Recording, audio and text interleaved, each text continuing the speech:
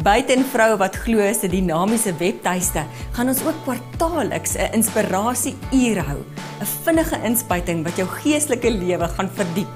Gospelsangers gaan optree, bekende sprekers, ons gaan saam bid en die Here loof en prys. Waarom moet jy as vrou wat glo lid of nie lid inspirasie-uur kom bywoon? Dit is nie net nog 'n funksie nie, want dit is so maklik dat jy dink dit is net nog 'n funksie en dit is net nog vroue wat praat, maar hierdie is 'n stukkie inspirasie vir jou as vrou om te kom net refuel, of wat sê mens in Afrikaans, brandstof vir jou siel te kry.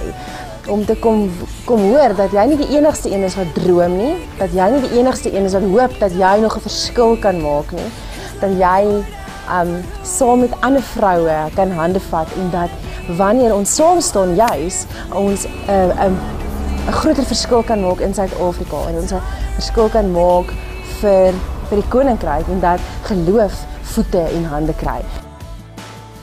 Vroue wat glo is 'n dinamiese platform vir vroue wat glo in Jesus Christus.